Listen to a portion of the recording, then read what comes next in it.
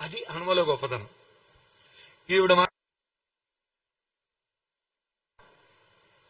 నువ్వేమో నన్ను తీసుకెళ్తా అన్నావు, ఈవిడ రకరకాలుగా మాట్లాడుతుందండి. గమ్మత్తు చూడండి.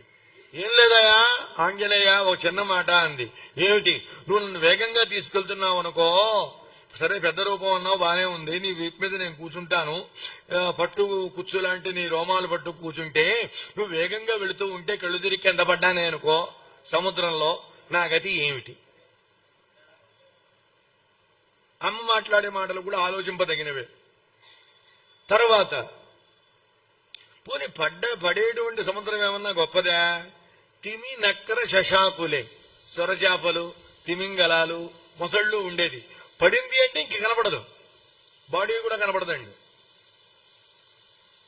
అలా కాకపోతే నన్ను నువ్వు తీసుకెళ్తూ ఉంటే భయంకరమైనటువంటి స్వభావం ఉన్న రాక్షసులు ఊరుకుంటారా? వాళ్ళు వెంబడిస్తారు, వాళ్ళు అనేకమైన ఆయుధాలతో వస్తారు. ఆంజనేయ, వాళ్ళతో నువ్వు యుద్ధం చేస్తూ ఉంటావు. నువ్వు వాళ్ళతో యుద్ధమే చేస్తావా, నన్నే కాపాడుతావా? నువ్వు వాళ్ళతో యుద్ధం చేస్తున్నప్పుడు రకరకాల భంగిమల్లో ఇలా వెళ్లేవాడివి ఇలా అన్నావు అనుకో, నేనేమవుతా? అప్పుడు పడిపోయేటువంటి అవకాశం ఉంది. నేను కింద పడుతూ ఉంటే ఏం చేస్తారంటే, నీతో యుద్ధం చేసేటువంటి రాక్షసుల్లో కొంతమంది నన్ను పడిపోకుండా పట్టుకుని బలవంతంగా నన్ను తీసుకుని వచ్చాడు ఆంజనేయ. ఆ సమయంలో నాథుడు నా దగ్గర లేడు, నేను ఏమీ చేయలేని అసహాయ స్థితికెళ్తాను. కానీ నువ్వు ఒక మాట అన్నావు, ఏమన్నావు? నేను రాముని శరీరం వెళ్తాను. కానీ నువ్వు ఒక మాట అన్నావు, ఏమన్నావు? నేను రాముని శరీరం తప్ప వేరొకరి శరీరాన్ని తాకను. ఇదమ్మా పతివ్రతలు అనవలసినటువంటి మాట. చాలా సంతోషం అమ్మా, చాలా ఆనందంగా ఉంది. అమ్మా చెబుతున్నా విను, నేను ఇక్కడి నుంచి నేరుగా వెళ్తాను, రాముల వారికి ఈ జరిగిన వృత్తాంతం అంతా చెబుతానమ్మా.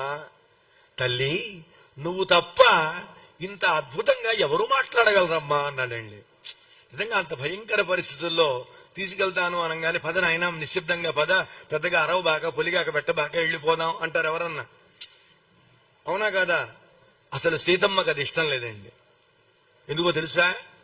రావణాసుడు రేపేమంటాడు, నన్ను దొంగలా వచ్చి పట్టుకెళ్ళారన్నారు, బానే ఉంది, మీ ఆంజనేయుడు మాత్రం ఏం చేశాడేంటి? ఆయన మాత్రం దొంగలాగా రాలేదా? ఆయన ఏమన్నా దొరలాగా వచ్చాడా? అసలు మీ ఆయన ఇంత గొప్పవాడని చెబుతున్నావు కదా సీత, అంత మొనగాడైతే అంత గొప్పవాడైతే రావాలి, యుద్ధం చెయ్యాలి అంటాడా? అండ ఇన్ని అర్థాలు, ఇన్ని భావాలు సీతమ్మ తల్లి మాటల్లో గ్రహించాడు ఆంజనేయుడు.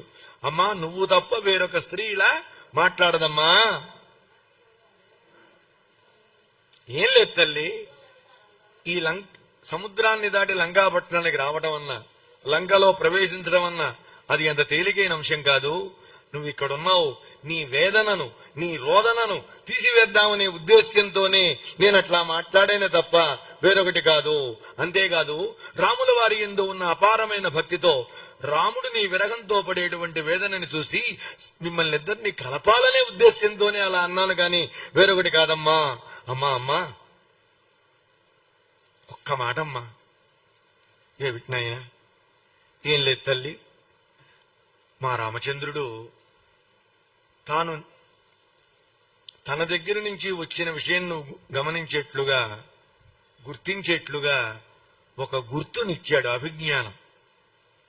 మరి నిన్ను చూశాను అని ఆయన నన్ను నమ్మాలి కదమ్మా, నువ్వు కూడా ఏదన్నా గుర్తిస్తావా తల్లి అన్నాడు. అంటే చూడండి గమ్మత్తు, ఆవిడ చూడామణిని ముందు ఇవ్వలేదండి. చూడామణిని సీతమ్మ తల్లి ముందు ఇవ్వలేదు. అసలు ఆంజనేయ స్వామి అంటే అమ్మకు ఎంత అభిమానమో చూడండి. సీతారాములకే తప్ప లక్ష్మణ స్వామికి కూడా తెలియని విషయాన్ని హనుమకు చెబుతోంది. లక్ష్మణును కూడా తెలియదు ఆ విషయం. అంత విశ్వాసం ఏర్పడింది ఎవరిపైన? ఆంజనేయ స్వామి పైన. ఎంత విశ్వాసం అండి నాయన. అభిజ్ఞానం అన్నావు కదా, అసలు మా మధ్య జరిగింది చెబుతానందండి. రాముడేమో ఉంగరం పంపించాడు, ఈవిడేమో జరిగింది చెబుతోందండి. ఏం లేదయా, మేమందరం కూడా, నేను రాముల వారు చిత్రకూట పర్వతం మీద ఈశాన్య దిగ్భాగంలో మేమున్నాం సిద్ధాశ్రమ ప్రదేశంలో, మందాకినికి దగ్గరగా ఉంది.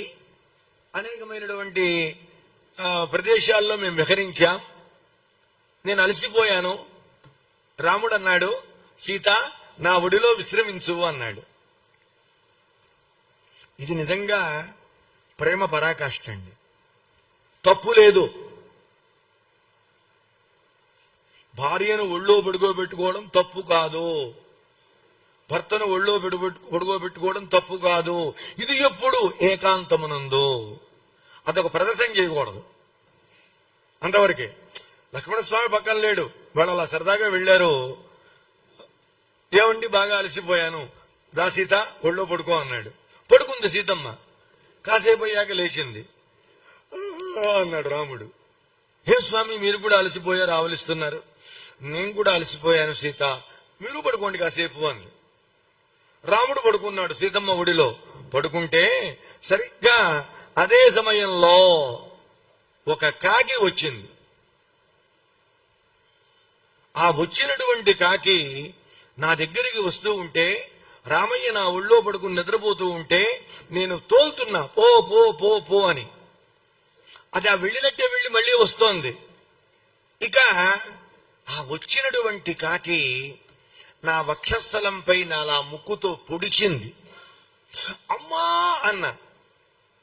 ఈ రక్తపు బొట్లు వెళ్లి రాముల వారి ముఖాన పడ్డాయి. నా మాటను, ఆ రక్తపు బొట్ల స్పర్శను కూడా తెలుసుకుని రాముల వారు లేచారు. తోక తొక్కినటువంటి తాచు ఎలాగైతే బుసగొడుతుందో అట్లా నిట్టూరు పిలువిడుస్తూ, సీత ఇంత ఘాతుకం చేసిన కిరాతకుడు ఎవరన్నారు? ఈ పక్షి అక్కడే ఉంది. దాని ముక్కుకి రక్తం ఉంది. వెంటనే పక్కనే ఉందండి దర్భ. దాన్ని తీసుకున్నారు రాముల వారు. తీసుకుని బ్రహ్మాస్త్రాన్ని అనుసంధానం చేశాడు, ప్రయోగించాడు. ఎందుకంటే అది మామూలు కాకి కాదు. వాడు జయంతుడు, దేవేంద్రుడు కుమారుడు. దేవేంద్రులకు కాకి అయ్యేటువంటి ఒక శాపం ఉంది. పిచ్చి చూపులు చూస్తూ కూర్చున్నాడు ఆయన. నేనైతే ఇట్లా ఇక్కడెట్లాగా అక్కడెట్లాగా అంటుంటే ఆత్మావై పుత్రనామాసి కాబట్టి